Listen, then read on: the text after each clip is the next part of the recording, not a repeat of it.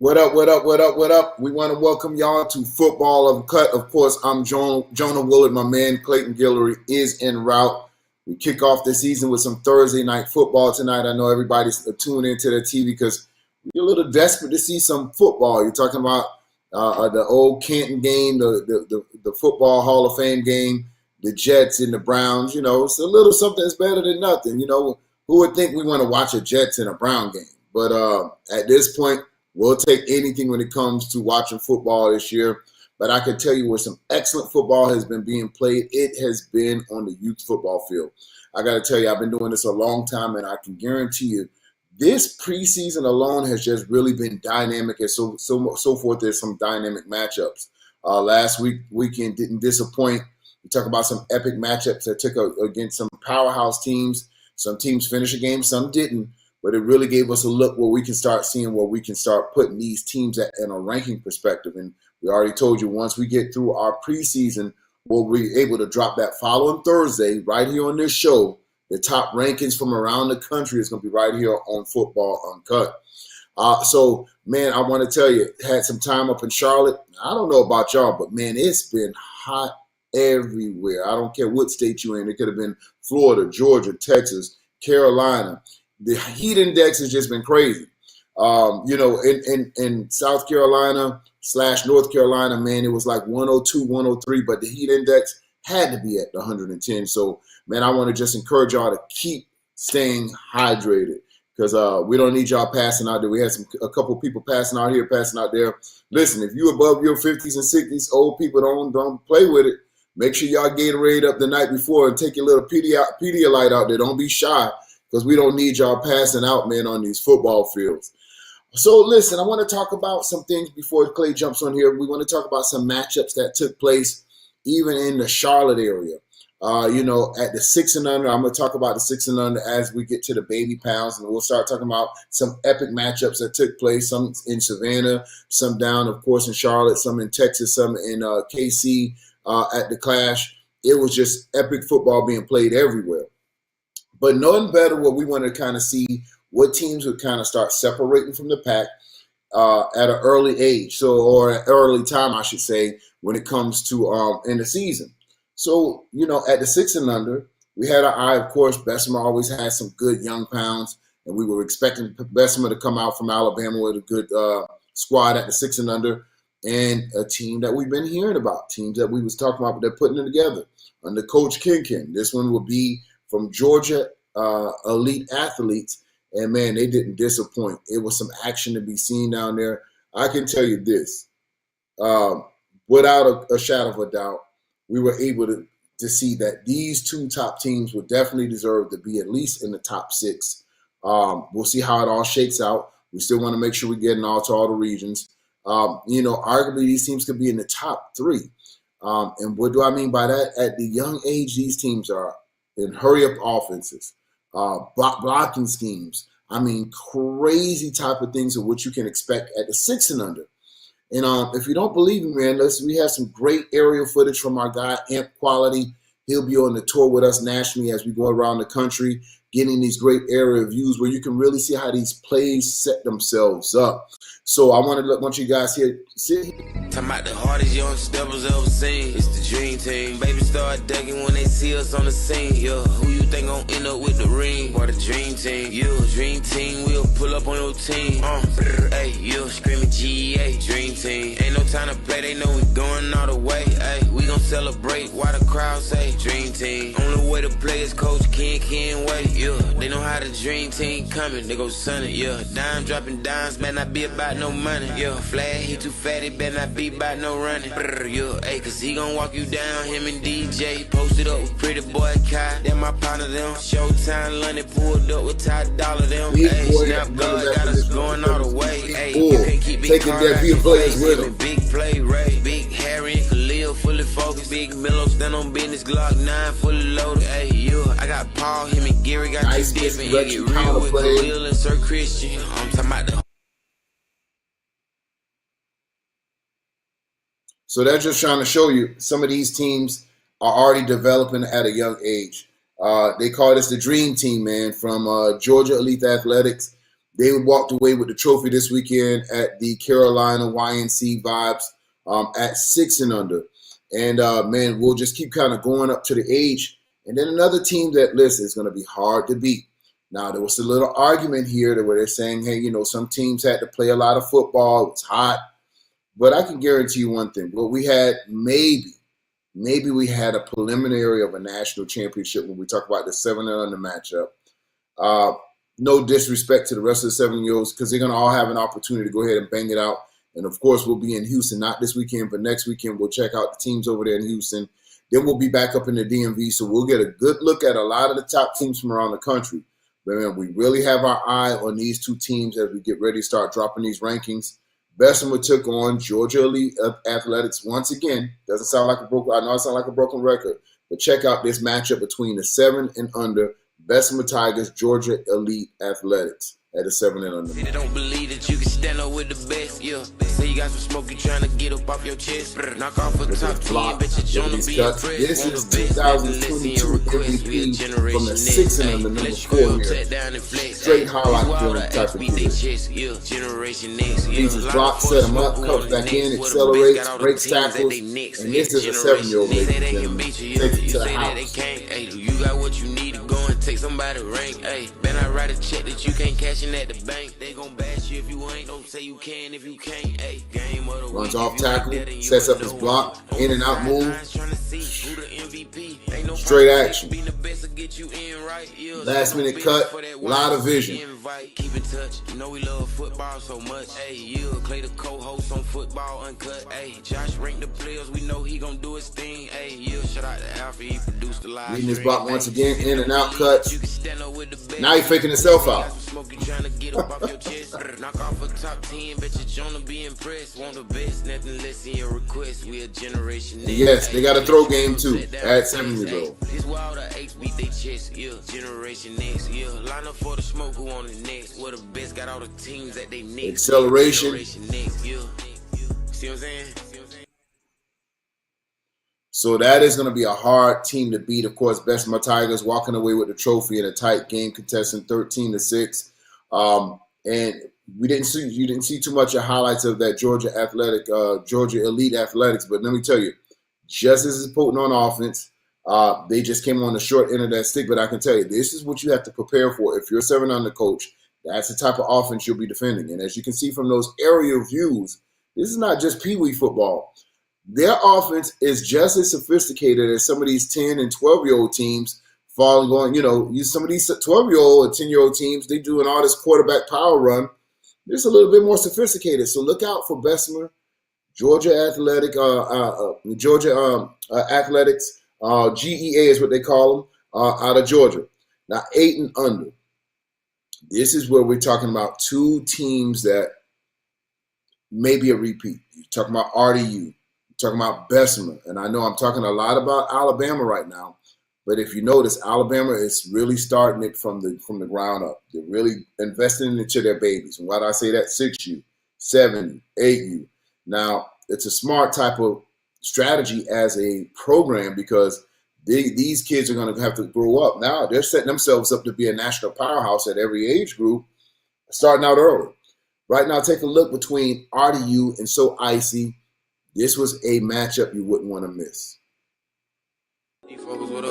Hey, yeah, on turf, the hardest team on earth. Go to work, coach, do them, gon' put you in the dirt. Stay alert, finish first, boy, somebody might get hurt. Hey, yeah, we stepping on the shrimp, so we shot a pimp. Hey, I'm with the troops, bulletproof, King Gooch. Hey, yeah, watching Jace get in they face, he a man child. Martin knocking babies off they toes, I'm like, man down. Faking on these pages, I bet case and get you ran down. Dito, he got Stilo, he can tell you about that drill. Hey, yeah, go and run up on Z and get flipped. Hey, Vince, he got skills, gonna be backs read their blocks, cut up, breaks tackles, makes a play, turns on the cheek. Gotta know that they run away in time in the day, big play DJ. Hey, yeah, Jalen quicker than the cheetah, he got flavor. Ain't nobody major like Major. Hey, yeah, that boy Parker Ball Hawk, gotta have him. Team wouldn't be complete without out on my mama them. Big play capability anywhere on the football field. Who be making play, biggest special K, Gabe stay on go, K Prime ain't gon' hesitate. Kids and knock you out and then celebrate. So Icy with the double reverse. Gets around the corner. Couldn't outrun the rest of the defense. follows their lead block, runs off tackle, makes a cut back to the outback, back to the inside. But if you can notice, RDU always has a lot of men flowing to the ball.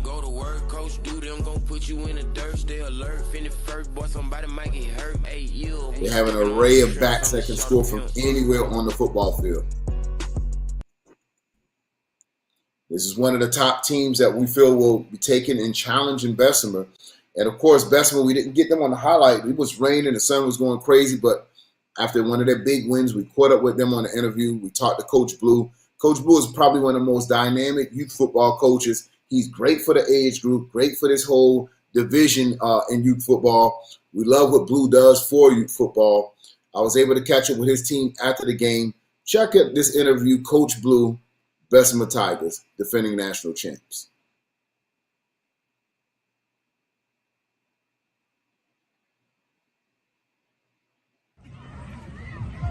Of course, this is Big Bessemer 8U right now, here with Coach Blue, head coach of the 8U. You jumped off the 2023 with a positive already, Coach. You played one of the top teams in the country. You served another donut. How do you get these kids to buy into this defense year in and year out? Hard work, man. Hard work. We do this every day at practice. They just come out here and do what we do at practice. That's it. Man, so you know what? Of course, you want to repeat. You know, these boys want to be champions once again, get that bling once again and represent. What do you tell these kids to take it game by game so they can make sure they make it back to YNC National Championship? Keep listening to your coaches, man. Come to work every day at practice. Hey, at the end of the day, we're going back to back, all right? We're going back to back. Hey, listen, ain't nothing else to talk about. Big Bessemer said they're going back to back. And of course, Big Bessemer has been rated G.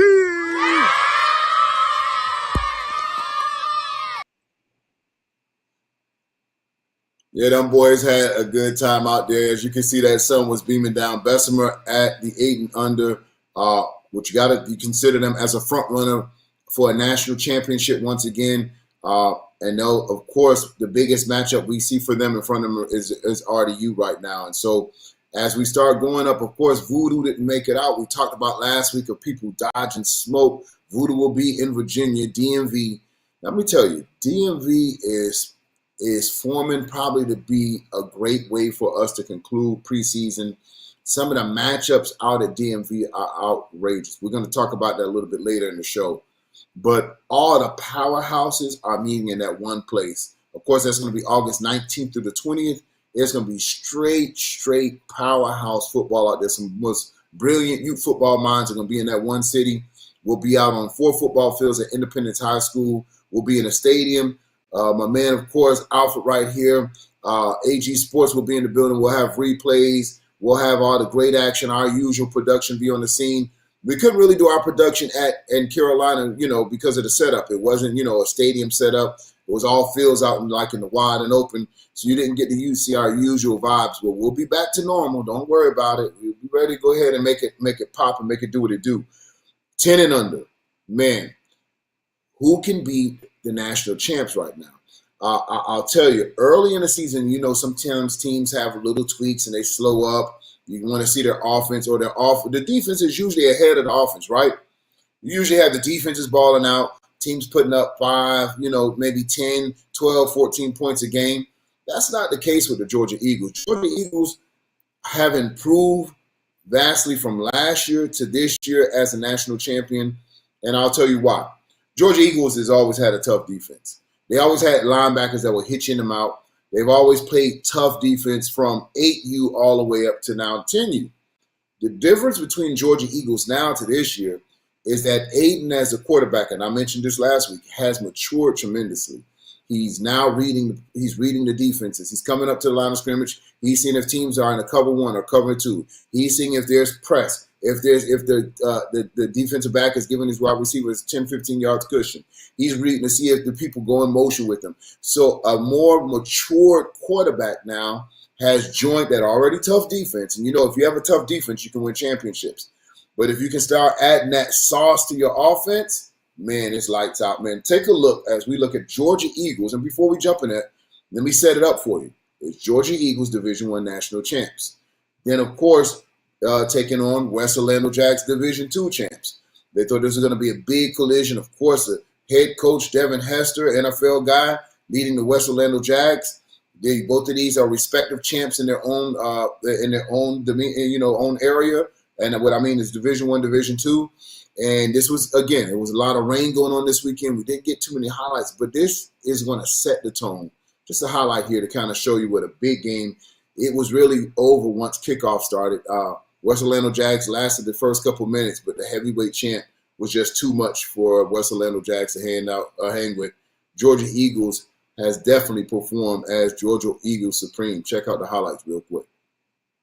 When them Eagles land, yeah, we not going for all that playing. When them Eagles land, stepping on your man in front of them fans. When them Eagles land, yeah, Jane Davis is a brand, yeah. We them one they saying never ran. I'm just saying when them Eagles land, yeah, score my touchdown and dance. When them Eagles land, yeah, hey, hope they got a plan. When them Eagles land, pressure hope. And we'll have that remix for you a little bit later, dropping it on our IG and, of course, on all our social media platforms. But I got to tell you, Georgia Eagle has looked the part this year at the 10 and under. Now, if you want to talk about their competition, well, who would be their competition? Of course, whenever they match up against Rare City or Twin City, as you guys affectionately know them as, that is their biggest neighborhood rivalry. So you can throw out the records, you can throw out what one team has been doing or what the other one has been doing. They really know each other back and forth. They're familiar with all the players. Hell, last year they played each other like 3 times. The year before that, they played each other like 3 or 4 times. So what gets a team better than watching those individual matchups? And so if we just talked about Georgia Eagles, well, let's talk about Twin City. Twin City came out to Charlotte, did the same thing that Eagles are doing. Dominant fashion, dominant football, has one of the most dominant linemen in the 10 and under in Bryce. Dominant as and so forth is their defense.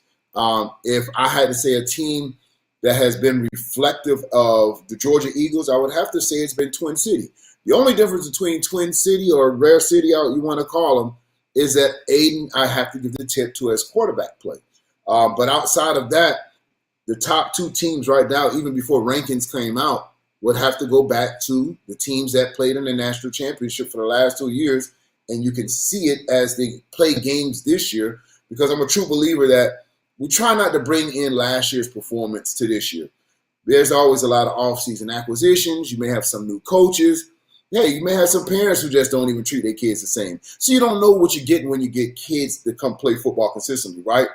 So you take that all apart. You take a small sample of last year. You know who did what. But preseason is so important for us because we can see how many people are returned, how many people come back and play the same type of football. And there's some people who outgrow themselves in their respective positions. Like you can say, man, this kid was dominant at 9U, and at 10 years, he's a ghost. So all these things we got to take into consideration. But I'll tell you this, 2 teams that looked the part from last year to this year, Rare City, Georgia Eagles. Don't sleep in those 2 to try to push back to get back to the national championship. Now, interesting teams like Miami Gardens Ravens, the flop. What they've done defensively this year is incredible. Kid named Dex by far has changed the 10U game. They came out early this year. Miami Gardens Ravens took on Georgia Eagles. Georgia Eagles early in the game kind of pushed them around from playing physical football. I think more or less they had Dex at defensive end at this time on the left-hand side, and Georgia Eagles really had a lot of success running to the right. Miami Gardens Ravens then made an adjustment, put him in the interior, and it kind of slowed them down. Georgia Eagles was able to get up on the Ravens early, but the second half was a different half because Dex really started playing how Dex has been playing all preseason and impacted how the Georgia Eagles was calling their offense. So, it'll be interesting to see them match up again. And, of course, let's not make any mistake. When the Miami Gardens Ravens are at their best, the healthiest player for them is number 3, Rod. Rod Lewis has not been healthy this year, so you haven't seen the true Miami Gardens offense at full strength, and you just haven't. So, a lot of people putting the Ravens down. They're saying they're not good as last year. They put them at rank 5 and 6. I think that's just a little disrespectful because they've proven that they can win championship games. They've proven that they can play against the big dogs. Went to Georgia in Georgia's backyard. And the second half, they really made great adjustments, and they were really in the game without their number 1 guy. So whenever you can say, hey, take our number one guy out, we still can compete with the national champion, that says a lot to us in our eyes that as respecting the Miami Gardens Ravens team. And then what is this team going to look like when Rod is finally healthy? When is he going to get healthy? Are they going to save him till, November or October, November when it starts going through the regular season? Because let's be honest, in their specific league in South Florida, where they come out of the Florida Youth Football League, there's not a lot of teams in their respective league that's even going to challenge them. So now they have an opportunity to sit Rod down, let him get some rest, let him heal up, and they can win in the FYFL. No disrespect to the FYFL, but there isn't a team that's going to challenge them besides TTG, and I'll take that back, that beat them last year. Lauderdale Lakes defeated the Miami Garden Ravens with a healthy Rod. So that may be one team that they can't sit him down, that they're going to have all hands on deck to make a push. But outside of that, man, they won't have pressure at that 10 and under. So we would love to see a healthy Miami Gardens Ravens teams. And here, this is what the coaches have told us. We don't know how true it's going to be consistent to the end of the year. When we were there on the sideline, they said, listen, we want our bite back. We're coming to YNC this year. Make no mistake. We're not playing with it. We don't care about rankings. We don't care about nothing else. If people gave us an L, we want it back. And Georgia Eagles, they're not running from it. So that would be an amazing matchup. And let's talk about another team, Duval Jags. I expected more from Duval Jags this year. Why? I was on such a high with the Jags of how they played last year against the Miami Gardens Ravens. And Clay, welcome to the problem, my G. Clay, what up, baby? I'm just talking about, this 10 and under action. Hold on, Jonah. Before you go any further, man. Yeah. Happy motherfucking birthday, dog. Happy birthday, that's you're right. Hey, you know what? Jonah, I'm so in this football, Bob. Baby. I need that. I need that. Yeah, man. I appreciate it, my G. I appreciate it. Another year here, man, on this earth, man. Like I said, I gave some shout outs on Facebook for my friends and family, man. People that motivate me. So, man, it's another year, Clay. I'm happy, man. And just was kind of recapping. We're in the 10 and under right now. And I was saying, what will this Miami Gardens team look like when Rod is healthy? They're going to they'll be very dynamic when he's healthy, right? And that is, everybody needs their home run hitter. And Rod is that for the Ravens, so it'll be interesting to see the creativity of the coaching staff with their offenses with the offense without Rod. Now, I know that you made a statement before I chimed in as I was listening about you feel like they still have enough firepower to win the FYFL without Rod. I disagree with that, Jonah. I disagree with that because, in my opinion, FYFL arguably could be one of the top 2 or 3 football leagues in the country. It's so much talent in FYFL. It's so much speed. They may not be able to get out of there unblemished until Rod gets back. Now, I could be wrong, but I'm just going to give you the other side of the envelope right here, man. There's some dogs down there, bro. No, 100%. Now, as a league in a whole, 100%. But Ravens own that age group. They won it at 8U. They won it at 9U. They got the intent. They walk on the field. A lot of people lay down before they even blow the whistle, Clay. But before they blow the whistle, get out there on the football field, the other team already laying down like this, trying to get them to win. I done seen it with my own eyes. You know what I'm saying? No doubt. Here's the dangerous thing about Miami Gardens Ravens. They're learning to win games without Rod, which is forcing other players to step up instead of watching the Rod show. As a player, as a wide receiver, he's sitting on the sideline. He watching Rod looking, oh, man, look at Rod, man. Oh, nah, you don't get to chill no more, homeboy. You got to play football because Rod ain't this. So what it's forcing those other players to do and forcing the coaches to do, Clay, is learn how to win without Rod. So when they finally get Rod back and all these other players are now on Rod's level, that's a scary combination, man. That's a storm. Now that if you talk about it, they do that, Now you're talking about being able to really separate themselves from everyone else and put themselves in that elite class with the Georgia Eagles and Twin City Outlaws, right? Um, and rightfully so. I think they deserve to be mentioned in the same breath, But like you said, wins is wins, losses and losses. And right now, you know, they took some L's. Speaking of somebody else who took an L though, Jonah, I hate to hijack your live and swerve on you, right? But here's the thing, man. I was a little bit late, left work late, man. I apologize. And then, I was trying to have me a few shots for Jonah's birthday. And I said, oh shit, I forgot about the live. Let me go on and get on in here. Jonah, let's go and talk about the elephant in the room, man. And here's my question for you. Yeah. You and I both watched the Rare Breed at Southfield Falcons game that the Rare Breed was winning when the thunderstorm from the mighty Zeus himself showed up and ended the game 6-0. I would like to hear your take on what you saw in that game and where everything stands, because I have a take, but my take might be a little bit, skewed. Yeah, Clay, you came here messing the whole. Me and Al had our whole show in order. We had a production pre-meeting. We good. We was on 6U, going all the way up to 10U. We about to get to 11U because we want to talk. Hold on. Bam. I know what you're doing, Clay. You don't want to talk about these Texas boys, but no, Clay. Oh, we're gonna talk about that. We can talk Rare about breeds can wait. Rare breeds can wait. Damn it. Let's talk about RCU. The big boys from Texas came over, and we're gonna get to a 12U.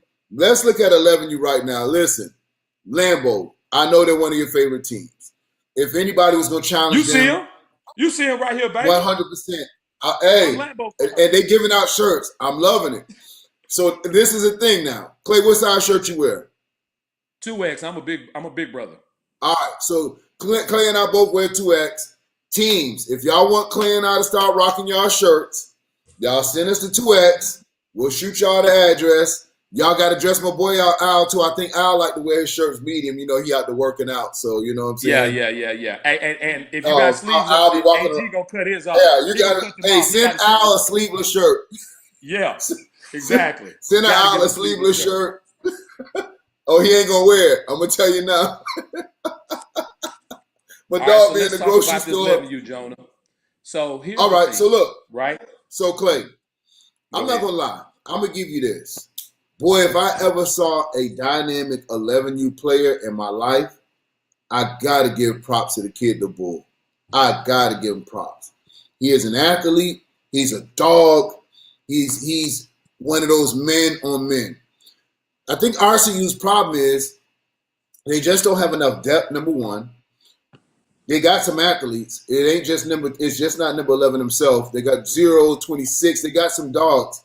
If they can find 2 or 3 more pieces, they're a national powerhouse. But Clay, you gotta play defense, man. You gotta play defense. And listen, here's the thing. We had a contest this weekend, Clay, where you said we're giving out $1,200 to the team that scores the most. Well, hell, you might as well give the money to RCU because between 2 games, they gave up 80 points. And I'm not exaggerating. So the 2 teams that scored the most the weekend happen to be against RCU. So I don't know about taking the game against Lambeau if it kind of flattened them, but they're all offense, and I got to give a shout out to Coach Jarvis King. Does an excellent job as the offensive coordinator for that squad. But man, they were just outgunned against Lambeau. Then the game started off in a dogfight, man. They was out in a fight, tied, 12-14. I'm like, oh man, this is a good one. But then the wheel just came off. And I'm going to tell you this.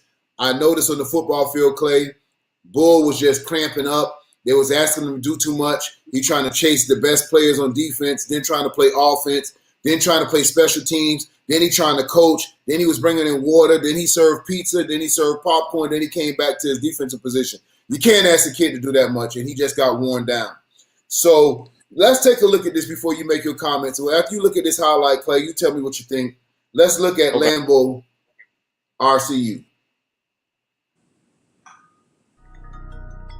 Yeah, bring a bag, ayy. We gon' do the dad, ayy. Pull up that Chevelle, put that Lambo on they ass, ayy. Yeah, make 'em mad, ayy. We gon' do 'em bad, ayy. Brr, hit the gas, try that that Lambo, you gon' crash, ayy, yeah. Bring her back, ayy, we gon' do the dad, ayy. Pull up that Chevelle, put that Lambo on they ass, ayy, yeah. Make 'em mad, ayy. Now Lambo throwing out Clay. It's different monster when they throwing the ball. Lambo, you gon' crash, ayy, yeah. On the game, That we is gon' their stand true behind, champion. but posted in the cut. I'm with big that grip, they hadn't no done matter before. what, yeah. Fully loaded, we got DJ, that's a plus, ayy. 12 is nice.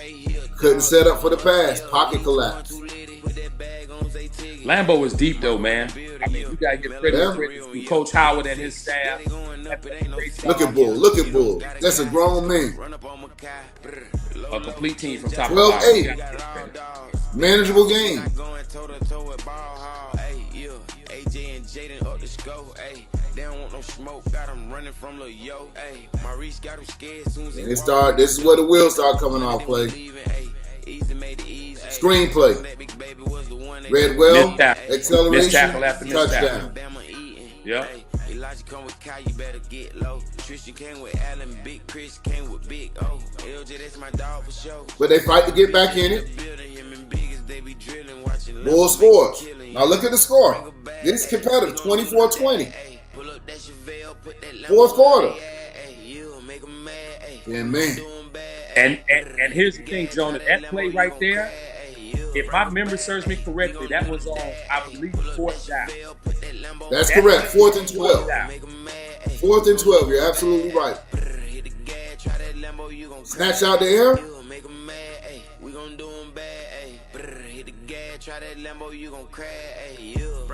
So RCU showing you they can score with anybody right here, Clay. But then champions start doing what champions do.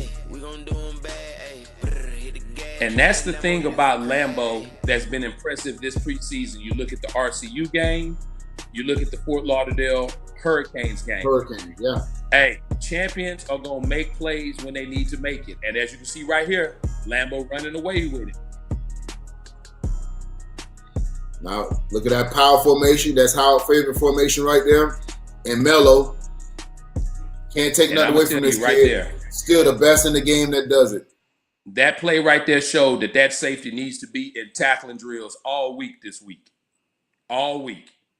Yeah. Here's the thing, man. All right, so let's talk about what really happened. What really happened is Coach Howard and his staff showed why they are the YNC defending national champion 3 out of the past 4 years, right?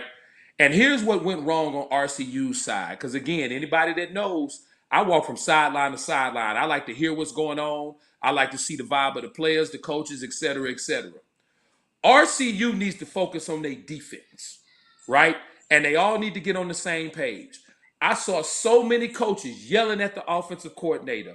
I saw so many coaches voicing opinions about what they should be doing on offense. The problem was your defense. And don't get me wrong, defense, you know, they got some turnovers that allowed the offense extra opportunities to score. Yeah. But defense is where you guys should be focusing. And then the second thing is it needs to be one voice from the sideline, man. It's way too many people screaming from the sideline. The kids don't know exactly what they need to listen to. I think that RCU, like you said, maybe 1 or 2 pieces away, but with the talent they had, if properly managed, they might have had a shot. Nah, yeah. I'm lying. They didn't have a shot, but it would have been a little bit closer than what it was, right?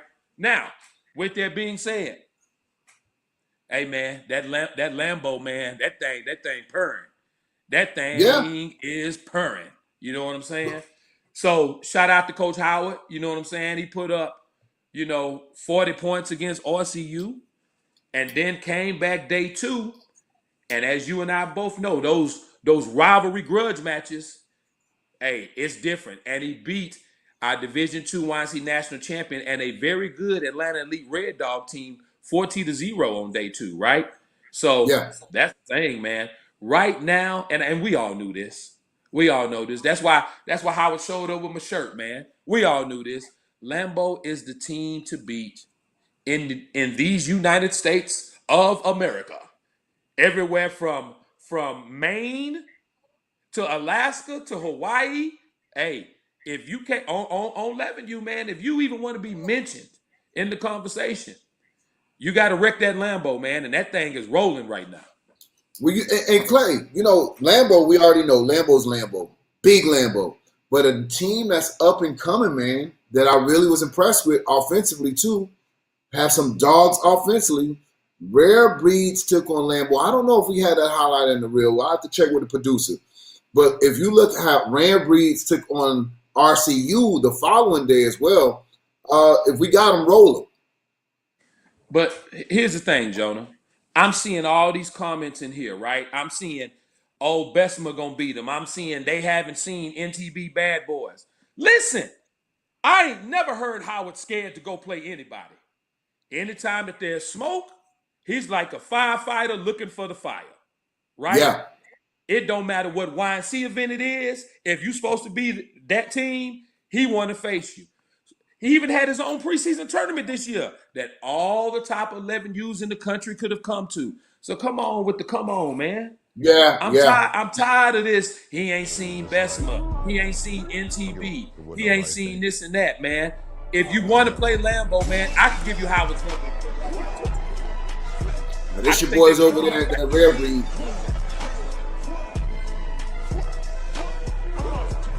Has Lambeau and Rare Breed already played? Lambeau and Rare Breeds. It don't matter who Lambeau has played. Yeah, it's the same result. You know what I'm saying? But listen, they're in the same state. You know they're gonna have a collision course. And I'm not saying who's gonna be number 2. I'm thinking who can improve towards December, right? Who can start gelling. And if I had to name your team, if I had to say, Jonah, right now, name the 2 teams in the national championship. I'm going to tell you clearly, unequivocally right now, today, Clay, Fort Lauderdale Hurricanes versus Lambeau. Just from what I've seen on film and how I've seen them compete. The rest of the teams, I feel, have a little lack here and there. Red Dog Elites, nice, but they didn't have the offensive power to hang with a Lambeau team. The only team I saw stand in the ring with Lambeau and go blow for blow and can throw the ball and can run the ball is the Fort Lauderdale Hurricanes. So I haven't seen that consistently at a lot of other teams. I agree with you on that, man. Right now, Fort Lauderdale Hurricanes is in my eyes the number 2 team in the country behind Big Lambeau, you know. But the thing that I'm noticing, look how much Lambeau's Hold on, passing. you got your answer, Clay. I think they're giving you the score. I think they played already. Rare loss 40-0. So let me drop that conversation here. Hey, Rare, hold off, bro. Y'all ain't ready. Hey, but yeah, the only people that can touch them right now, or in my eyes, the number 2 team in the country is going to be Fort Lauderdale Hurricanes, right?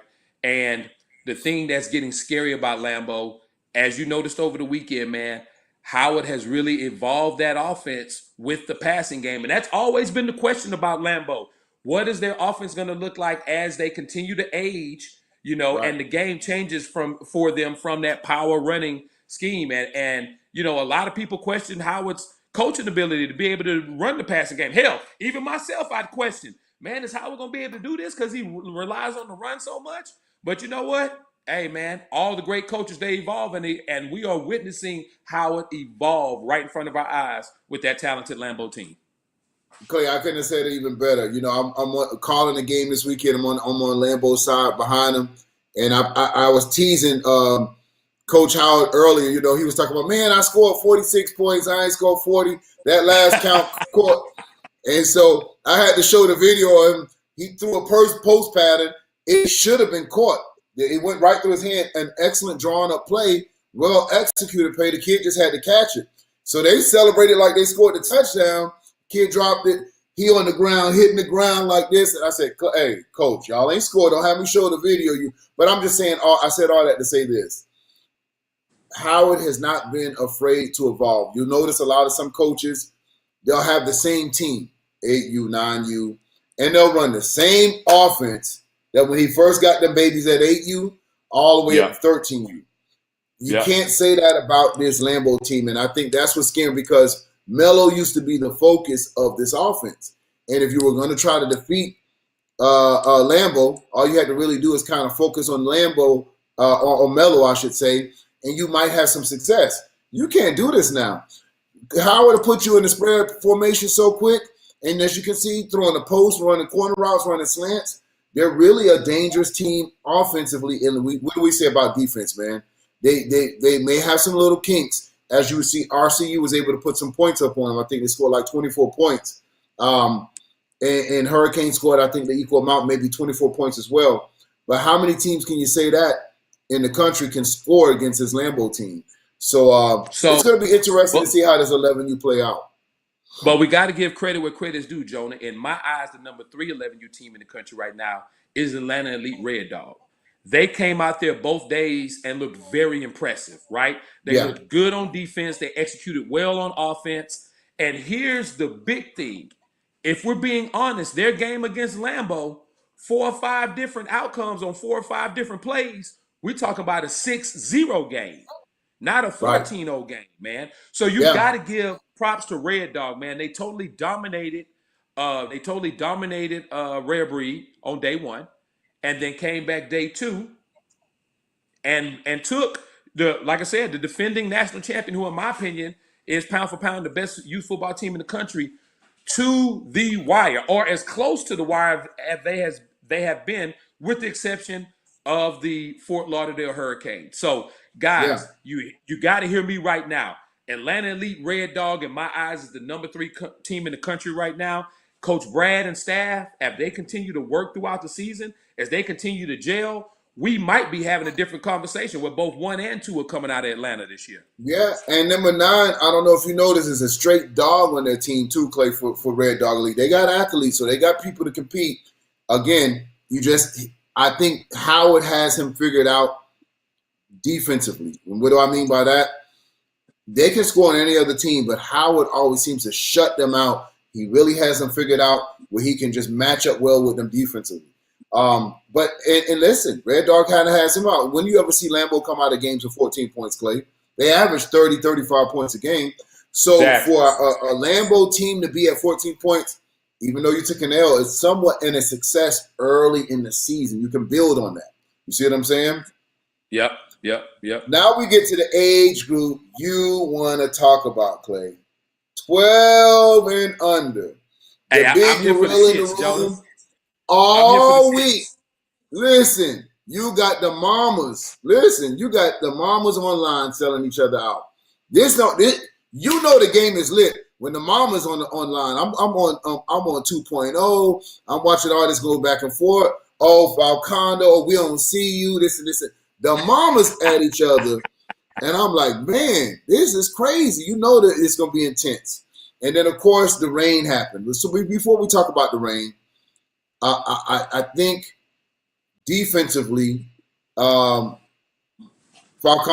if you want to call him that, Southfield, came out with a great defensive plan to kind of slow down the Rare Breeds. Now, I went back and watched the team, watched the film, but the Rare Breeds weren't really doing their regular offense. They didn't have any pass attempts at their new target, B5. They didn't throw at them.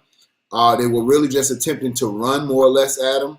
The passing was limited, and I don't know if this was a game plan that they just wanted to really have a physical football game against them, and they were just trying to fill each other out. But it wasn't the usual Rare Breeds offense. Now, can you give credit for Southfield as saying, hey, we gave them different looks, we gave them different things where they couldn't throw? I don't know if I can say that yet, because I feel good about putting the ball up in the air with B5. Even if I'm going to give him a 50-50 ball, the kid is so talented that, you're going to probably be successful out of those times doing them. And they went to him on a one-on-one coverage. But they really seemed like they were running. Watts was more or less the focus of the game and running directly at the strength of their defense. But then you look on the other side of the football, Red Breed defense was extraordinary. I think they were suffocating. If you really examine the film, you got to say Southfield was in negative yardage. I mean, tackle for 5-yard loss, tackle for 6-yard loss, tackle for 4-yard loss. Jonah. Really saw that they had, Clay, was the one fake the punt. Hold on. You see what I'm saying? Jonah. Negative 17 yards. Let me give it to you. Go ahead. All right.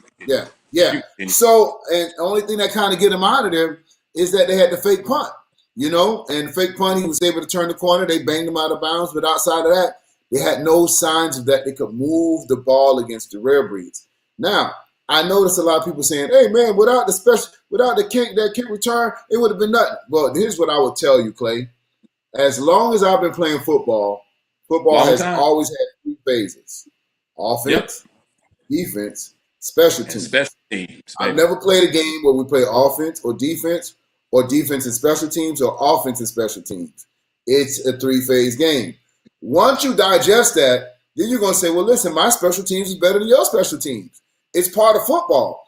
Clay, if I can score 3 punt returns and I don't score 1 offensive touchdown and I beat you 18-0, bro, I'm out of there and I'm shooting you deuces. I don't know if you remember the national championship against SED.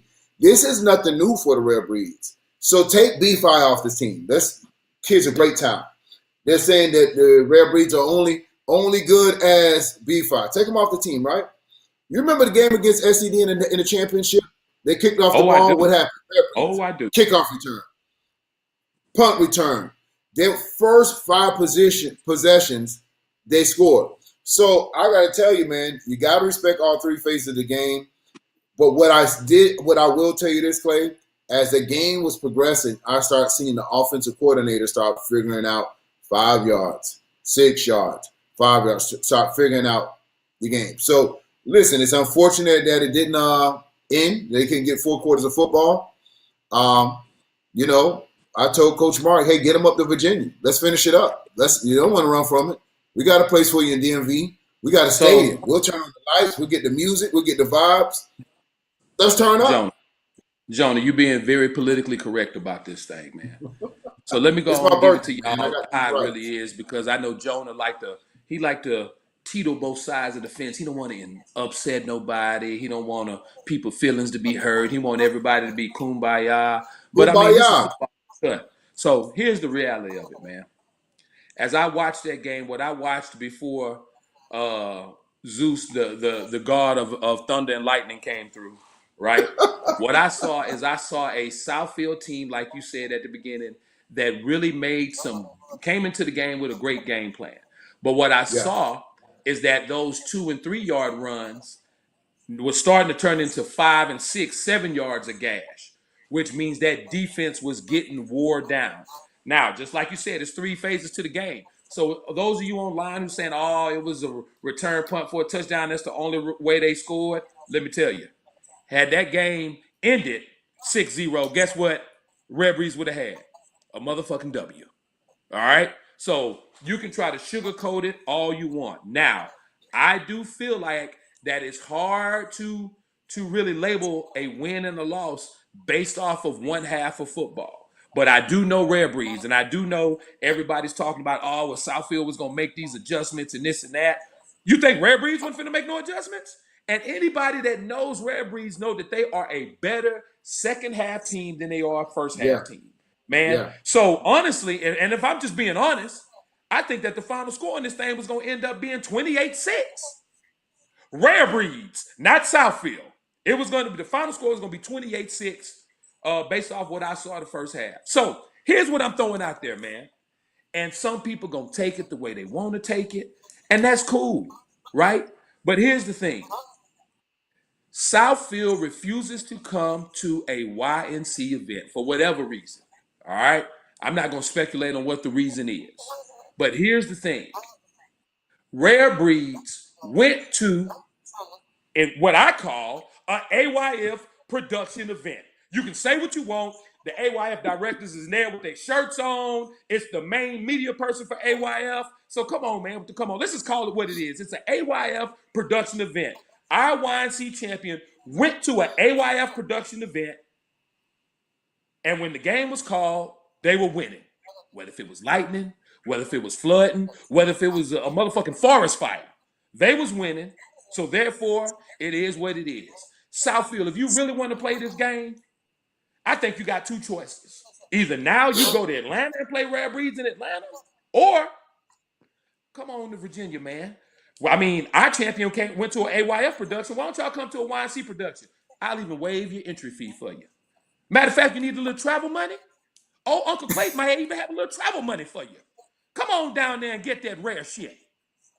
Hey, what you say, the Zelle wide open? The Zelle is wide open, bro. The Zelle is wide open, fam. So look, I saw this little highlight from my homeboy Zay from Born Chasers talking about Craig was begging for some penalties for the celebration. So then he put the highlight up on the film. So when you say it's an AYFL production, you're not over-exaggerating. The vice president of the league was on the side with Southfield, wanting the flag for celebrating when they scored. They a touchdown. said Craig was running the defense.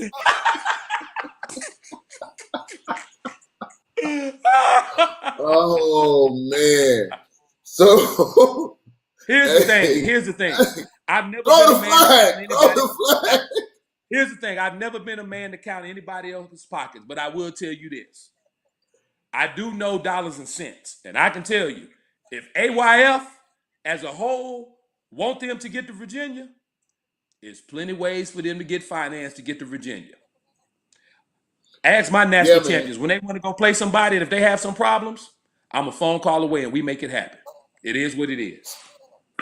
But I can tell you this, for anybody who's leaning to, you know how sometimes at the end of the season you say, man, I'm mad these teams didn't play. One year I think it was OC Buckeyes didn't get to play the Fort Lauderdale Hurricanes. And, you know, they never got on the same field. So you really could tell who was the champion. Well, listen, what I will tell you, Southfield, Rare Breeds is winning. At the end of the day, you know, the season ends. Y'all babies are all going to high school next year. Y'all going to want to know who's the true champ. You know what I'm saying? You're going to want to know. And then I'm going to say this, and I'm not knocking any team. I think Southfield Falcons is a very good team. But I do too. Everybody's using that. I think everybody's using that Miami Gardens game as in Southfield great adjustments. I'm going to be real with you. I would be very interested to see how that Miami Gardens game would have ended up play if 9 does not get hurt. 9, they was playing flag football with Dog. He was doing you better stop talking like that. Them people is going to cut your internet off. You better stop talking like that. Pull the flag. Pull the flag. That's what they was doing. Nobody was putting no helmets on this dude. You know what I'm saying? And they're up 16-0. 16-0 with a dominant player. So you keep that same dominant player in there, do what he want to do for another half. I say he was on schedule to put up 32 points for the Ravens. But then he gets hurt, which is part of football, and their offense went to hell. That's what happened. So, of course, give some shout out and some credit to Southfield for making adjustments and being able to stop. But I don't know if 9, for example, this is what I would tell you. If 9 didn't play those first 2 quarters of football, Southfield would have been up and down the field on Miami. It would have been worse. It would have been 30-0. 9 is that dude. You see what I'm saying? So what I'm telling you, let's stop using that as an equalizer, saying that, okay, he's going to knock off the Rare Breeds because we're great time, halftime adjustments people. The kid stays healthy. Y'all, Southfield, y'all know y'all got a different game on y'all hands against Miami Gardens Ravens. But what I can tell you, it's still 2023. We have a venue. We've already wrote the check for the stadium. The referees are already employed. The police be there for everybody's security. The checks are already done. Clay going to be on the sideline. He bought some new cologne for the game, so he going to be smelling good. You know what I'm saying? My cologne's called Ape Shit.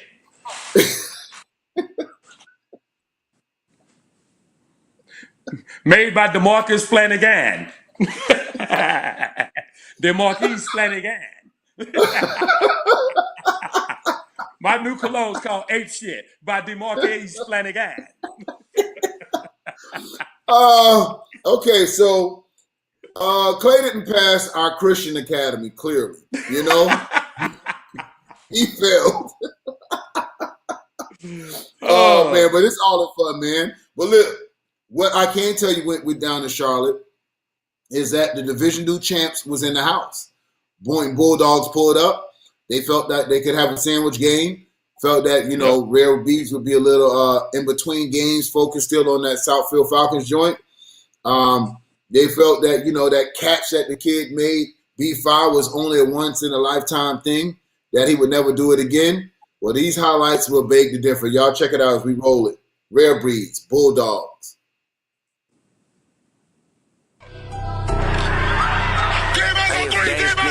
When they stepping it, don't compare to me. Solid concrete when you speaking on that rare breed. Hey, yeah. All I know is we got what it take. taking food up off your plate. Playing fake could get you ate up by them apes. Hey, yeah, bet I crowd that line and watch your core, have you crying. Hey, mess around, get blindsided by Ryan. Hey, yeah, cut the lights off, bet to a road gon' shine. Hey, Nori another story, little bro. Hey, the boys on time. man. Hey, yeah, on the money, little bro, always drop down. Everything Hey, they want we just that. came to play. Give me that. Ain't no getting away from money. Hey, yeah, game day. I'm with big play, B.A. A lot to stop, bro. They rewind on their replay. Yeah, hey, RJ and Dre, who gon' beat that? Mason, he the one who coming right behind D-Mac. Yeah, hey, 14K, that guy here a lot. If you say they ain't never heard of Ty. Hey, yeah, hey, catch up with the ones I see going running past you. I don't really see no one who going hard as Badger. Big Ray and Rita, they gon' step with me for sure. Big baby, come with Kato. Hey, if they ain't screaming apes when they steppin' and don't compare to me. Solid concrete when you speaking on that red breed. Hey, yeah, I think it's people a lot about that's what we put on past. Because a lot of people would have just packed up their stuff and left. And what didn't do that, man. Had to guys. They definitely showed why they are. They on the way, Mellow, B3 ish. Look at that. See that? The gate, gorilla on my back play.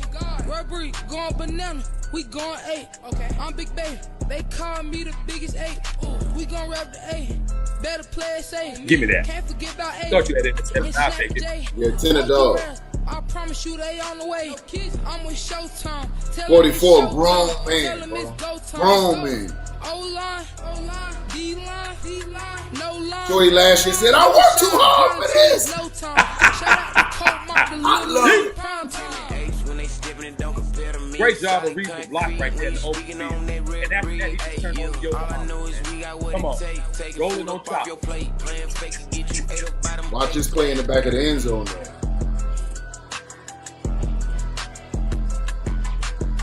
Ah, give me that. Get off me. All 3. Get off me. Hey, Flanagan just tapped it. Hey, Flanagan. So listen, man. Everybody wants my new cologne that I call Ape Shit by DeMarquez Flanagan. So you might want to put that shit online, man, because they definitely looking for something to spray on their necks in Southfield. So, but Clay, here's the thing. Go ahead. What we haven't talked about, Clay, Rare Breeds was day 1 for Southfield. What nobody in America's talking about is day 2 for Southfield. Nobody's talking about PTSG 12U. And who is PTSG? Who is the Southfield gonna blow them out? Who is that? Don't do this. Jonah, why you doing this? Guess what? Since you're on football uncut, Clay, you know what? The handcuffs are off right now, bro.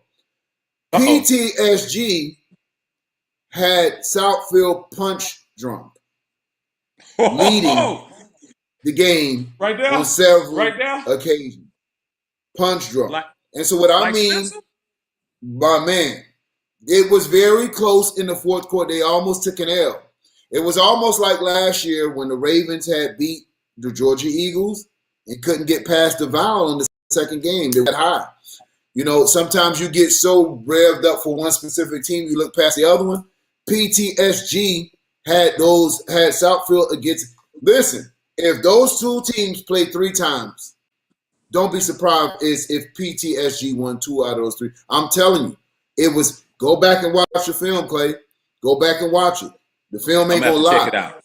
I'm gonna have to check it out. I was so distraught behind, the guard Zeus coming in and shutting everything down at the AYF production. I just said, man, I'm not watching this. I'm not just watching this buffoonery no more. I'm not even watching.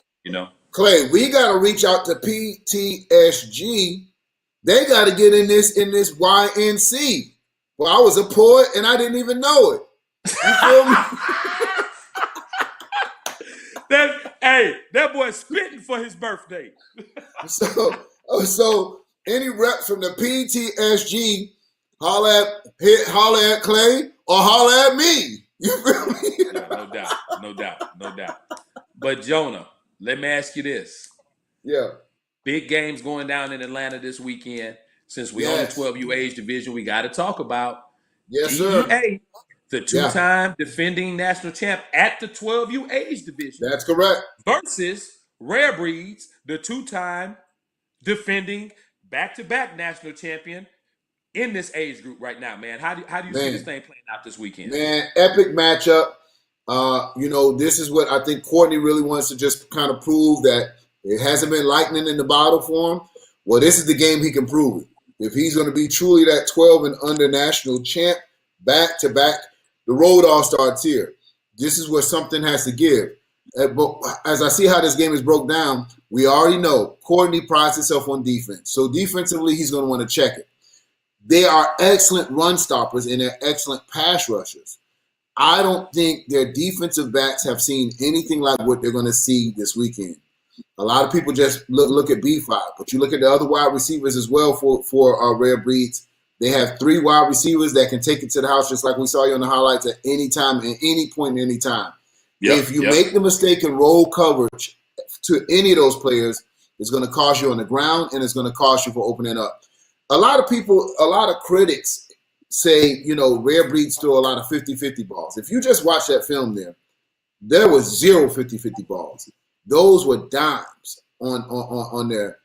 Pocket Rocket is what I call him. This kid is small in size but big in surprise through everything. Nori is not grown physically as fast as he's wanted, but he's grown mentally faster than a lot of football players can even ever imagine.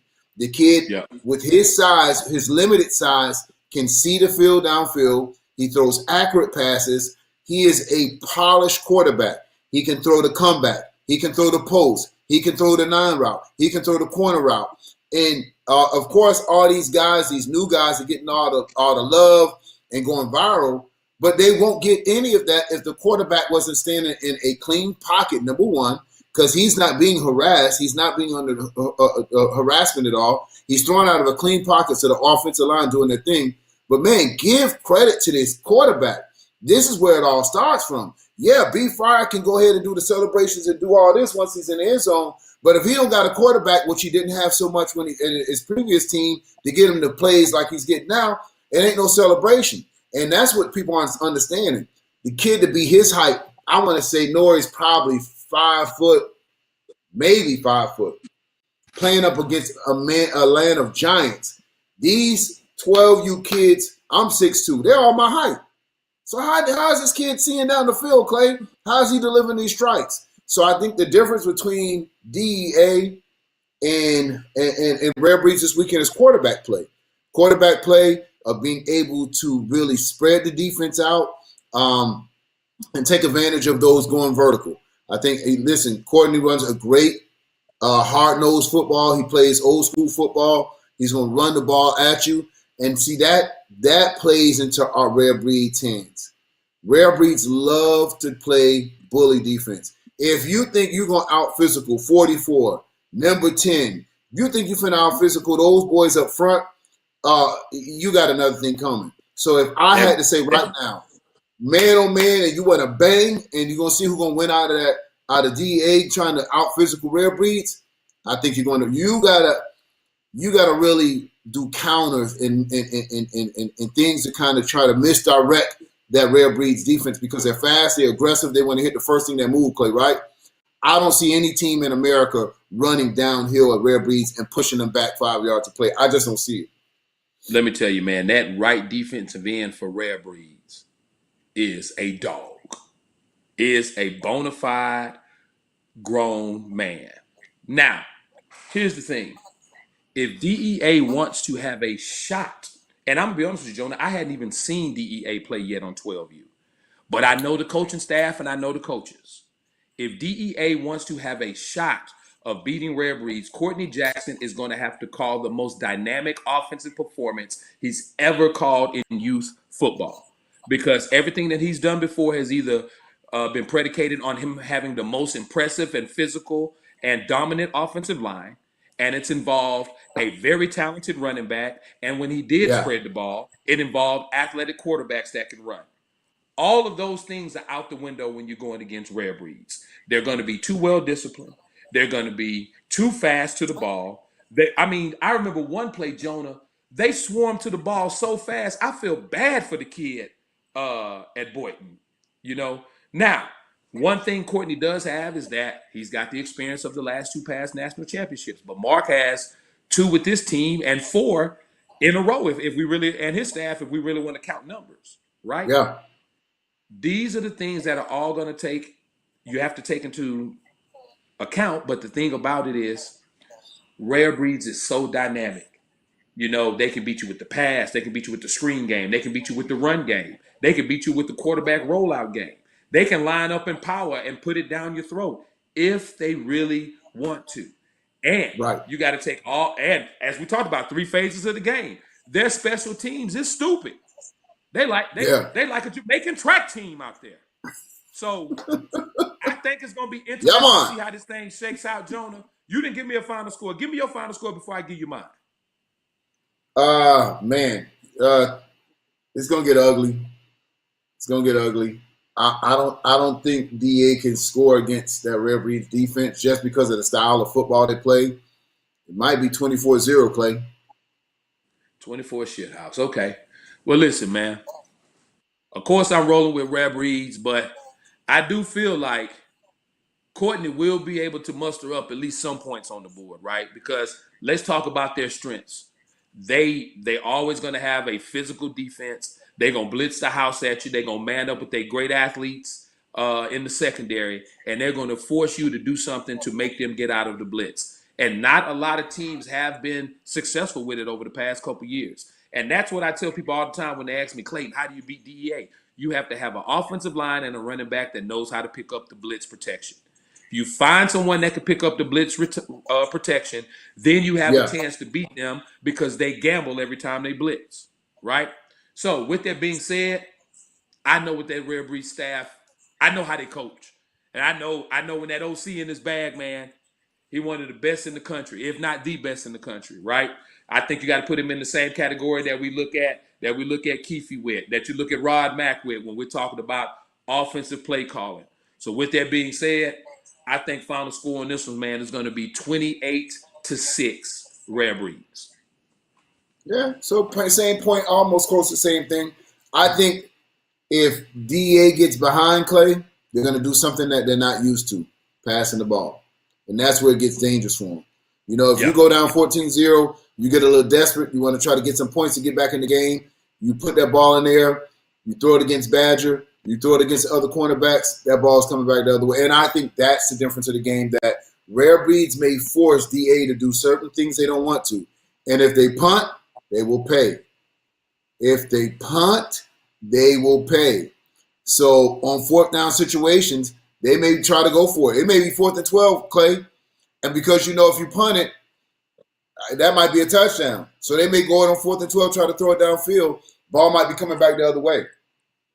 So here's my question for you, Jonah. Let's just flip the other side of the coin for a moment, just for a moment. How does the 12U youth football landscape shift if DEA can go to Atlanta and pull off the upset? How does it shift? Huge. Everybody now wants. Listen, anybody who can knock off Rare Breed, you become the new hottest, sexy chick on the block. Okay? You gonna put on your red, like Johnny Gill, put on your red dress, put on your high heels. That's what's they're not old enough to know who Johnny Gill is, Jonah. You talking to him now.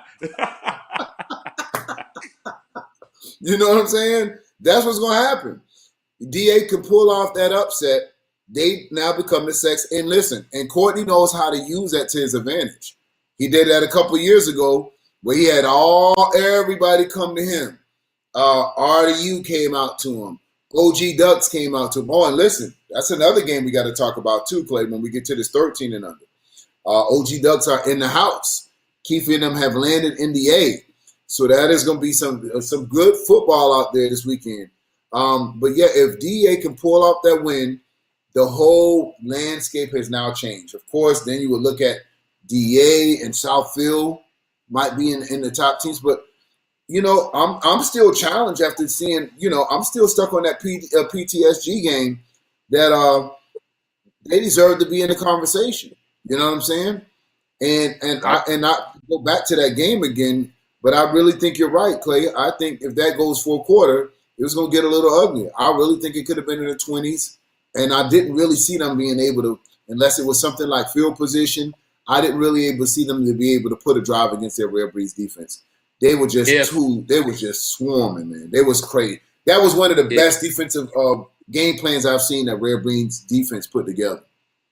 If DEA is able to go to Atlanta and pull off the upset, you are going to see some of the best shit talking known to man going down on social media. I already know Courtney is going to call me personally from his Android cell phone and tell me to kiss every crack of his ass. You know what I'm saying? But, it comes with the territory, bro. It comes with the territory. Right. Man, so listen. So everybody want to make, I see you, Rock Pete. I see y'all PTSG. I see y'all boys in there, man. All right, hey, they say Clay almost sleep, John, to wrap it up. All right, Mars, I see you. Clay ain't sleep. Them shots kicking in on my dog. You know what I'm saying? I don't know if he drunk brown or white tonight. You got to catch Clay on different nights. He drink the white, he going to be up. That brown going to have my dog faded. You know what I'm saying? 1942 tonight. That 1942 going to have you right. So 13 and under, you got TMT, not TMT. I'm sorry. You have OG Ducks that's coming there to really do some action there in Atlanta, man. So they got a couple games going in there. This will be the first time we really get to evaluate the OG Ducks being out. I want to say outside. We've seen TMT out a lot. So it's hard for us to really diagnose this game. It's really hard for us to kind of break it down and who has advantages, who's not. We'll really kind of have that evaluation after this weekend. And we can't forget about North Carolina Giants, man. They walked away with a trophy this weekend too, out of Charlotte. North Carolina Giants, man. I'm looking for them to really put that team together. But they're tough kids, man. You saw the kid, man, just dominated the game, gave him the trophy at the end of the game. Got to give a shout out to North Carolina Giants, 13U. This is a team that has not been included in this conversation this year in the 13 and unders right now. Everybody's been talking about TMT, OG Ducks. DEA, we already seen that now has changed completely since those kids have went back to school. So DEA officially is out of that conversation in the 13U. Does that now open the door for North Carolina Giants to jump in the conversation in the top 13Us in the country now, Clay? You see what I'm saying? I think it does, man. From what I observed from the North Carolina Giants this weekend, they really looked good. And you and I both know the game they had on Sunday had some special elements to it that made their win even more impressive in my eyes, right? So I think when we're talking about some of the top 13Us in the country, for me, like you said, it's going to be the first weekend to see the OG Ducks. I'm going to be tuning in to find out what's going on. Of course, we got the Ricky Sanchez going on down here this weekend. Sanchez, that's right. So I'll be looking from my cell phone while I'm out at the Ricky Sanchez. But I'll be watching the OG Ducks. And I also want to see, what was the other 13U that's playing this weekend? Not besides North Carolina Giants. What's the 13U in Florida, Joan? TMT. TMT. They're coming TMT. up. I need to see TMT as well, right? Because right now I think there's 4 or 5 13Us that really could make their case for the number one team in the country. And we can't forget, when we go to DMV, we'll finally get a first-hand look at Maryland Heat on 13U, which the rumors I'm hearing from the northeast part of the country is that Maryland Heat team is loaded from top to bottom. Yeah. So listen, man, this is just getting ready and we're getting closer. Next week is Houston, Clay. Tell everybody, please get their suntan lotion out, get hydrated, because we even in Charlotte, people dropping in Charlotte. You know what I'm saying? Let me tell you, if you thought Charlotte was hot, and I'm going to be honest with you, I thought Charlotte was amazing. I thought it was amazing weather-wise. It wasn't too hot for me. But here in Texas, we dealing with minimal 100 degrees every single day, especially when I'm at in San Antonio. I just left football practice for my high school, and we practicing from 2:30 to 5:30 when it's at its hottest part of the day. So if you're coming down to Houston, or if you're traveling from different parts of the state of Texas for the YNC in Houston next weekend, guys, please, please, please, please make sure that you hydrate. Make sure that you start hydrating 72 hours before you get to the event. Start drinking water at least 3 or 4 days before you get there. Because what I am telling you is that it doesn't matter how much money you spend at the concession stand. When that Hulk come out, taking no prisoners. taking no Clay. prisoners. Now, here's Hey, the dope Clay. setup that we're gonna have in Houston. Not only are we gonna have 2 or 3 fields, Jonah, we've opened up the 4th field. We're going to be using C.E. King's varsity high school stadium and the track stadium, which is going to give us 2 turf fields plus the 2 grass fields for tournament play. So when I tell you it is going to be a bunch of people, 53 teams, 54 teams, are going to be at C.E. King next weekend trying to prove that they are one of the top teams in the country. We'll be releasing the showcase matchups on our next show next week on Thursday.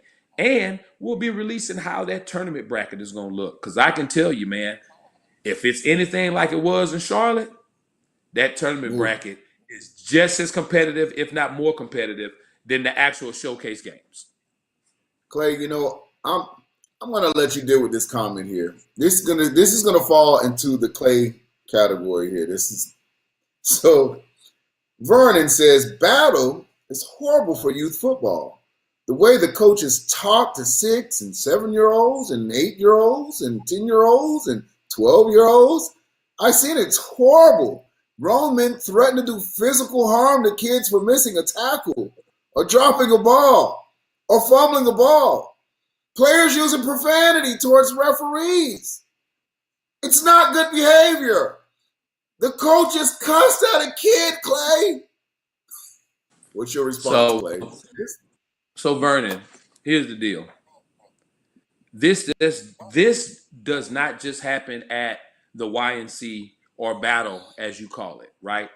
This happens at almost every true select youth football field in the country, every platform, whether if you're talking about YNC, AYF, UIFL, SYFL, hell, even Pop Warner. Now, some of the different platforms may have stiffer punishments if it's, heard by a referee or an official or something like that. But this is the state that youth football is in. And I get it, Vernon. You're entitled to your opinion, and I understand it. And when I did coach youth football, Vernon, there was a reason I tried not to coach under 10U because I knew that my verbiage that I chose to coach my kids with were really not good for 9, 8, 7, and 6-year-olds. But one thing I have found out from traveling the world, watching the best competition in the country, time after time, I'm not sitting on my computer manipulating stuff. I'm traveling, I'm spending my money to go to these different places: California, Atlanta, Florida, DMV, Omaha, everywhere in Texas, Arizona, New Mexico, Washington. I'm traveling using my own money to see the best kids in the country play a game that we all love and that they all dream to play for the rest of their lives. And here's one thing that is unified, Vernon. Almost on every team, you got a coach telling the kid to do his motherfucking job. Just like that. He's not telling the kid to commit any crimes. He's not telling the kid to steal. He's not telling the kid to stop to fight. He's not telling the kid to not do his homework. He's not telling the kid to disrespect his parents. He is telling the kid to do his motherfucking job. There's an expectation, and I am going to hold you accountable for completing your assignment in that expectation. Vernon, everybody's choice of verbiage may be different, but if it's my 6-year-old, I'd rather have a coach that holds him accountable for doing his motherfucking job rather than somebody hitting him on the butt and celebrating him doing what he's not supposed to do. Well, that was really professional, you Clay. You kept like it that? to it You one. like that? Yeah, that was clean. You're learning, You're coming around, Clay. Because the comments they giving Vernon, listen, Vernon, I'm gonna tell you like this, my man. Iron sharpens iron. We'll never condone how a coach, cuss it. And the threats aren't that, but this world is real. This world is real, and what we mean is that we rather have men sharpen kids, so when they become men, they don't have to go through the process of trying to do that when they're older. Football is going to represent a lot of things in life, man, and you're going to want to be able to just, for these kids to get it a certain way. So, Vernon, I hear you. It's not a battle thing. It's not a YNC thing. We don't control the coaches of how they have their practices. We don't control them how they coach their kids. You just happen to come into a melting pot with several different states, which has been consistent of how grown men check their kids. The parents see it, how they do it. You just ended up at a melting pot. You know what I'm saying? You saw how Miami cussed. You saw how Atlanta cussed. You saw how New York cussed because we had people from Brooklyn. You saw how Cali cussed. You saw how it was. Now, again, we ain't going to condone it, but I can guarantee you a couple of things. If you have a kid or a son, you get on a high school team, 9 out of 10 chances you're going to hear a cuss word. If he goes to college, hold on, and he has a coach like Nick Saban or these other guys, Nick is not going to say, hey, Vernon Jr., get your butt over here. And that ain't going to happen. He's going to, let me tell him how it would sound, Clay. Let us hear it out your mouth. If he called him, how would it sound if Nick Saban called him? He just threw a pick. What is Nick Saban, the guru, going to say? Nick Saban probably going to give you a clean version. Get your ass over here. But if it's his black assistant, he going to say, get your motherfucking ass over here. So it just depends on which one is yelling. But, Jonah, you got to look at these comments, dog. One of them say Vernon spray his cologne in the air and then shimmy through it. Oh, man, they got me rolling. Another one say Vernon's son play with baby dolls. I mean, I can't. Hey, man, the internet is undefeated, dog. The internet is undefeated. So, Vernon, since you are, we don't want you to feel bad, Vernon. We appreciate your input. And because you've been such a great guy, we're going to give you a coupon to Bath and Beyond this weekend so you can get the rest of your stuff that you've been shopping for.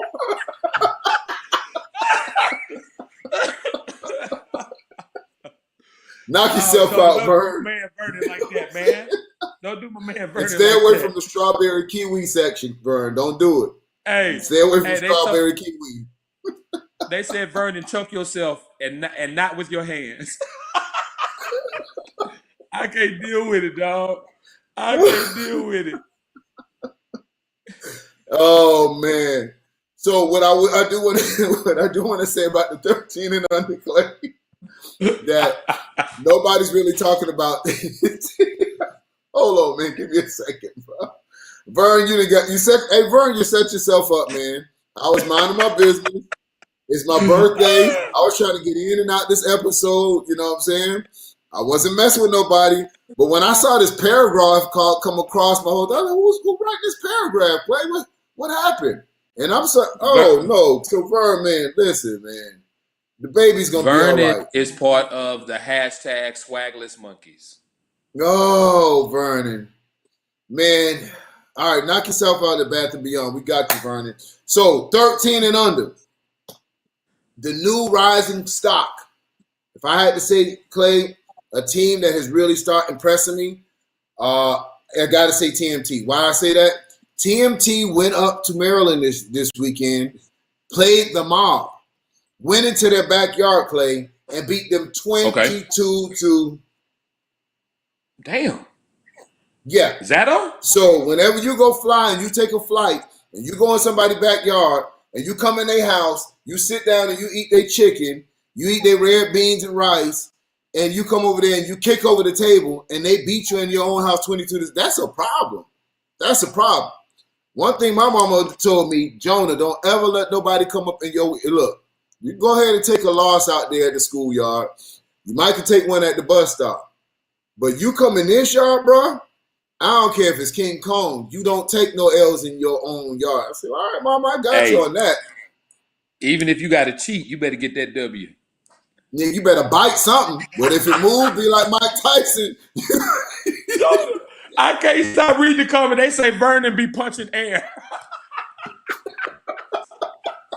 I hate y'all.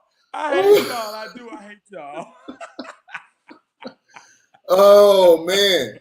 So right now, I think deservedly so, I would have to say, as we start shaking these rankings up, and it depends on this OG performance this weekend, you got to look at TMT for being in the top 5 in the country, Clay. I agree. I agree. And here's what I would tell you. They're going out, they're playing teams, they're traveling, they're putting in the work early.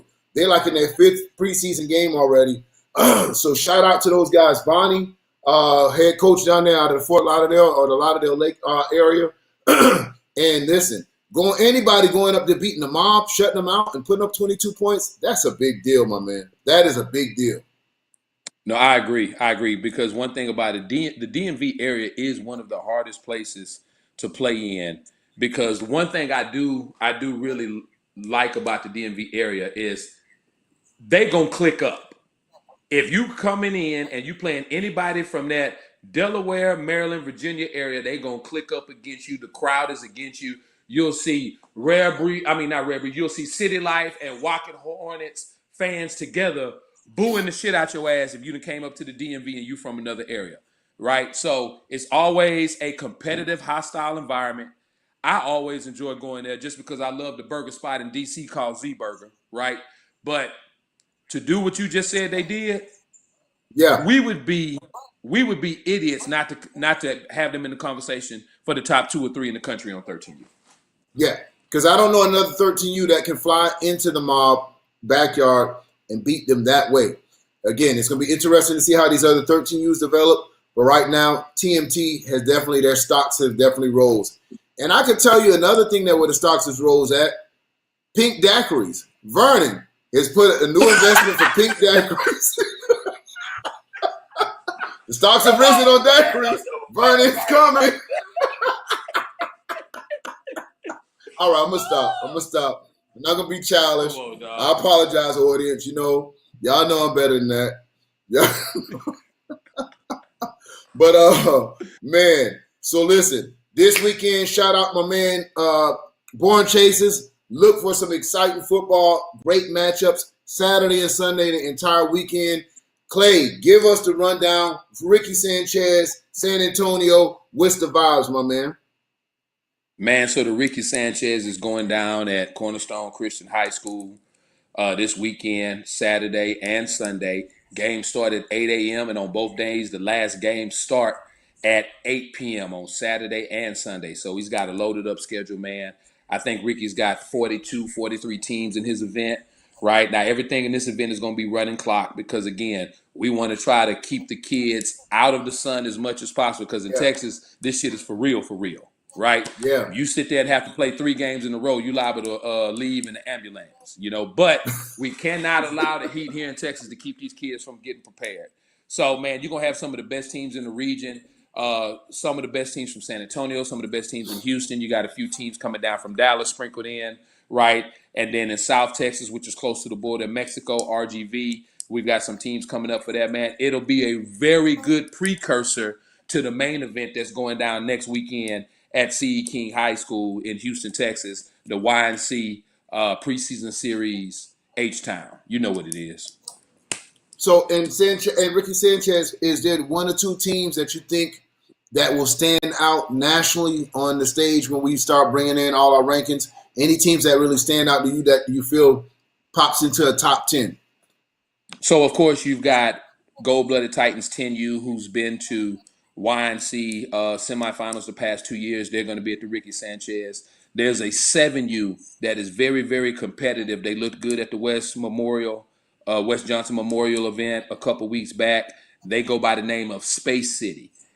I'm going to be watching them closely. That's what I told you about, Clay. I'm still high on Space City. Yep. And I'm going to watch them close because they'll be battling the defending AYF D1 national champion San Antonio Outlaws. Oh, that's going to be bananas. So it'll be a good measurement for them guys as well, too. Also, you're going to have the crew back there. You're going to have the AYF Division I national champion Bad Boys that are going to be there, who are going to have to eventually cross paths with used to be Louisiana Grizzlies. Now it is Grizzlies United. So we got them coming all the way from Louisiana. And not to mention there are 2 or 3 teams from El Paso coming. But there's one specific team from West Texas that's always been pretty dominant in their region of the country or region of the state. They're going to come to San Antonio and battle as well, too. So you've got some really, really good teams that could make some noise. On the 13U age bracket, man, I'm going to be looking very, very close. There is a possibility whoever wins the Ricky Sanchez kickoff 13U bracket might get them a last-minute invite to YNC Houston on the 13U level. So we'll see how this whole thing plays out, bro. That'll be dope. And before we get out of here, Clay, DMV, we still got a couple invites that we'll be getting out this coming week. and rounding it out. But we're looking about the same amount of teams up in the DMV area in the high 50s. 50 plus. Yeah, 50 plus. And so, of course, we make sure that the 9U's going to keep it in this year. Y'all got to face voodoo. You can't run from it. These boys coming. But besides that, I'm super excited. We finna lose all our 9U's now. Why did you tell them voodoo going to be there? They're going to be all right. Look, it's the last preseason that they're going to get. Let me go and look at the list of teams that's about to pull out. Okay. I'll get a text message from you. Clay, they still on Vern. They talking about Vern don't got no black friends. Now y'all look, y'all don't know that's my fault, Clay. You know why that's my fault? Because I did my Vern white person impersonation. So automatically when I did the white person impersonation, they thinking that Vern might be white. Vern might be black. He might be like Carlton or Fresh Prince. Oh man. My man said I like 404 Bulls on the voodoo. Marcy said she just Googled Vernon. I just Googled you and your wife came up. Hey man, I can't do this no more. I can't do this no more. Oh man. Listen. Hey, they say Vernon was a safety patrol officer. See, Vernon, you gotta hide your wife. So look, Vernon, I apologize. Clay and I aren't the usual hosts. You know, we don't usually troll people, but if you come for us, we will definitely come for you. So, and tonight we unleashed the hounds on you tonight, Vernon. I apologize. Vernon definitely trending tonight. Vernon. Okay, my man, Clay. You know we usually have Q&A right now, right? You know, before we get out of here, Q&A, any questions that they want to ask, we'll open it up. So this is a 2-part session here. Q&A real quick. If y'all got any questions, ask me or Clay. Y'all can ask it right now before we get out. Otherwise, y'all can give us y'all best exit about Vernon. That's Q&A, or give us your best exit. All right, the best exit about Vernon. I'm going to send you a Battles hat. Show around that 2023 hat. Show them real quick, Clay, what it's going to look like. Hey, man, they say Vernon mix beer and wine together when he drinks. Y'all get a 2023 cap, the best exit about a Vernon. I will tell y'all this, man. The new 2023 YNC Division I National Championship ring and necklace with the new pendant is in. And when I tell y'all this shit is stupid, oh my God. But you know how it goes, Jonah. If we show it too early, the swagless monkeys have too much time to dub it. Too much time to dub it. Man, you sure, Clay? You don't wanna tease it? Nah, I can't do it. Well, here, Jonah, maybe I'll pull up a picture on my phone and just flash it across the screen real fast. Let me find the appropriate picture. An appropriate picture that might work. Oh man, Tay, that's X-rated. You can't set that. Tay, no. All right, Jonah. Everybody, y'all read Tay Lewis' comment. I ain't even gonna repeat it. Give him a sneak peek, Jonah. You ready? Yeah. Hold on. Before you show that sneak peek, Clay. Hold on. Scroll back and read Tay Lewis' comment. Hold on. Tay is a fool. Oh, Tay.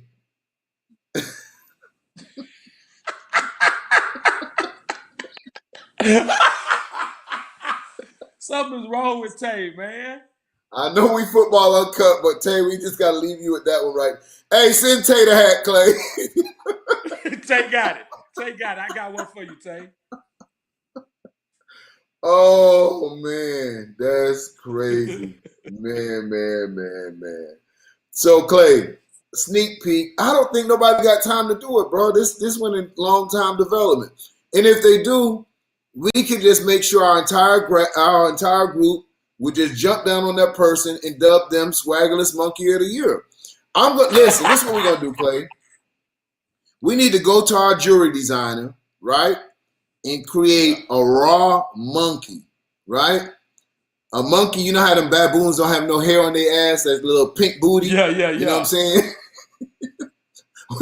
we need to do a baboon with a little pink booty, no hair on their butt, and name it Swaggerless Monkey. Anybody that just try to swagger jack moving forward, they're going to get the Swaggerless Monkey of the Year award, man. And we're going to open up our show with a graphic with their face on the Swaggerless Monkey with the pink booty showing every time we open the show. That's what we're going to do. That's so it. Get the people a tease, Clay. All right, I'm going to give them a tease, Joan. I'm going to give them a quick tease. All right, y'all ready? Y'all ready? That's it. That's all you're getting. That's all you're getting. That's all you're getting right there. That's all you get. Oh, man. Oh, that's hilarious. Hilarious. The monkeys who booty open. I didn't say all that, Marcy. I just said booty pink. Let's not go that far. Or we call it the Vernon Award. I like it. You just said the Vernon Award. That's hot. That's hot. I like the Terminator. And it's all between our little intimate group tonight. Y'all gonna know what's going on. I know we driving our producer crazy. We just got him and we ain't even talking football right now, man. So look, we talked 6U to 13U. 14Us, we got 14Us ain't out yet. You had a couple 14Us play down in Savannah. Some that's gonna play up north. Right now we've been focusing on the 6U to 13U. We'll see some up at DMV. Our first team 14U action will be at DMV. And again, right now we're going to come up to what we call every week, Clay, moving forward, we're going to find a team that we feel that their stocks are on the rise. This week we picked out, just to kind of recap the show, 13 and under goes to TMT as a pound for pound team on the rise. As they started out strong this year, had 1L, but comes right back, goes up into the Maryland area, gives the mob, which is no joke, a 22-0 vibe. That team is definitely on the rise. And game that we'll be watching that I think is pivotal for youth football. It can change the landscape of youth football. It's going to be in the 12 and under this weekend. That is going to be between DEA and the Rare Breeds. And then a team that we really want to see come out and play, like the Warriors, 13 and under, OG Ducks. And of course, yes, let's not forget St. Louis Elite. Well, here's what I would say with St. Louis Elite. Come out and play with the real dogs, Clay. The 13-year unders that play physical football. I'm just going to keep it 100. We ready to see them. I would like to see them match up with the OG Ducks. I like them to see, they won't have DA to match up with. I like them to see against a TMT. I like them to see a matchup with those so we can compare them with teams that compete on that level. Arguably one of the best quarterbacks they play for, some of the top receivers at St. Louis Elite. But we don't want you just to do it regionally. If you notice where the OG Ducks are at today, OG Ducks are in Atlanta. They went to go establish their name. You know what I'm saying? So I'm not saying you guys got to go to Atlanta, but get into some of that mix. Get down to Houston. Come get down, we got a 13U that we can match them up with next week, Clay. Let them come on. Let's set up St. Louis Elite. You got a 13U invite to Houston. We'll set up the vibe. Let's do it. You know what I'm saying? Y'all type it in. Y'all want to make y'all name. Y'all want to talk about St. Louis Elite. No pressure. Make it happen. Slide on down here and we'll make it happen. If you can't make it next week into Houston, come on up to DMV. We'll give you open invitation. Let's get it in. Clay, anything we need to say before we get out of here this week? Hey, listen. Are you going to leave Vernon off the list? Listen, Vernon. If you show up at Houston YNC, if you show up at DMV, I got a free entry for you, okay? A free entry for you, Vernon. But you have to allow us to interview you on Generation Next when you're there, all right? That's what we have to do.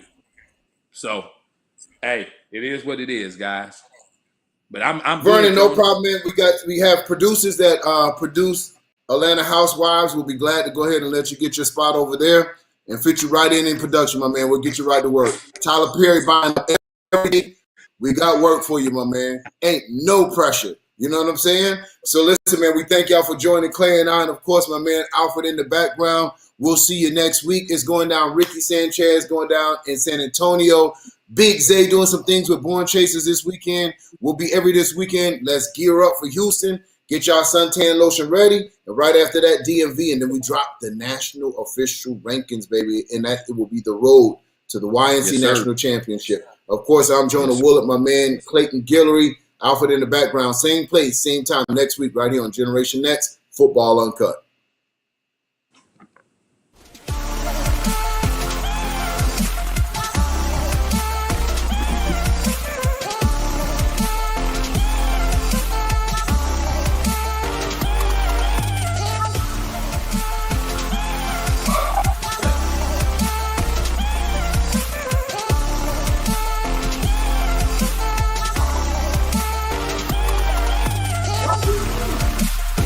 That's my mom.